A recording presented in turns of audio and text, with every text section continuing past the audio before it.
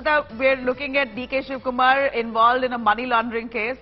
Illegal assets, they claim, of nearly 400 odd crores that they want to investigate. How exactly has the money trail happened? How has he managed to purchase that property despite having really no office of interest? If you really look at it, DK Shivakumar is a man in business, but at the end of it, the kind of money that the ED believes that he's amassed is certainly disproportionate to the actual business he does or the office he owns.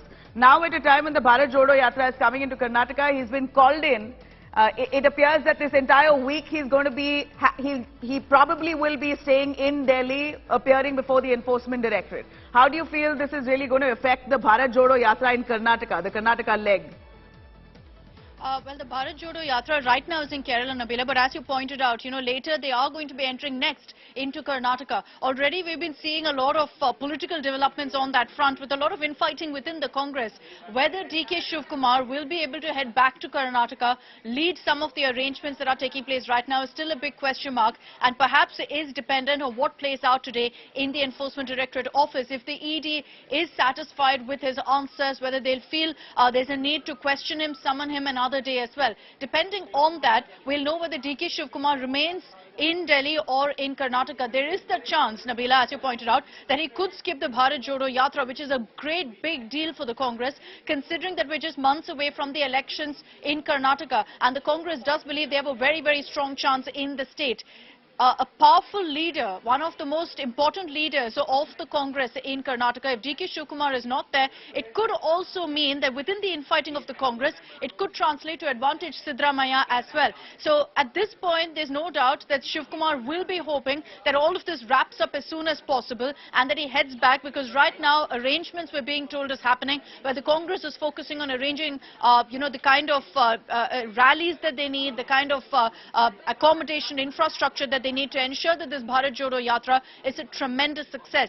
Politically speaking, of course, this gives ammunition once again to the BJP to fire the corruption charge at the Congress. As I mentioned earlier, Nabila, and as you know very, very well, DK Shivakumar has faced a number of these kind of graft charges, and this particular money laundering case now is coming back essentially to haunt him, whether it's the ED investigation or the IT department's investigation. And at a time when the BJP has been on the back foot because the Congress has been going all out with their 40% commission attacks repeatedly in press conferences, the Bharatiya Janata Party no doubt will try to use this to their political advantage and target DK Shivakumar. Ahead of the election time, it's quite evident that the Congress had some kind of leverage in the state of Karnataka. At least from the looks of it, the last time that Rahul Gandhi arrived in Karnataka, barely a few months ago, there were huge crowds that gathered, showing, at least signaling the fact that this time the Congress has a fair chance in the state of Karnataka.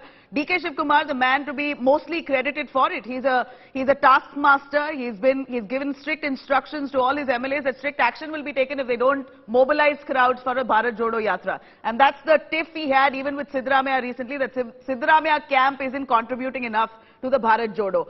But it appears that DK Shivakumar himself may just be away the entire week. He's now in Delhi. Rahul, a quick word and some clarity. How grave is the corruption allegation here on DK Shivakumar that would possibly make him stay in Delhi for the next week or so? Is there a possibility that they could stall him here?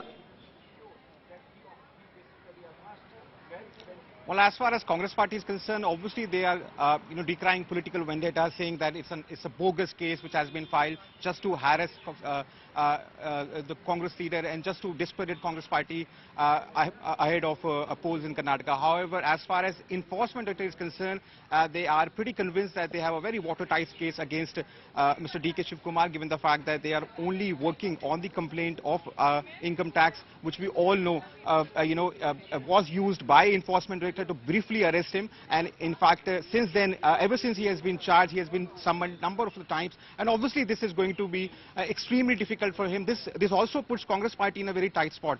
Remember, the Enforcement Directorate has alleged that DK Shivakumar has bought 3 properties in very upscale area of national capital, that is Safdarjung Enclave. And all this money was actually illegal money that was amassed through illegal means. So obviously, this is going to be extremely difficult for DK Shivakumar.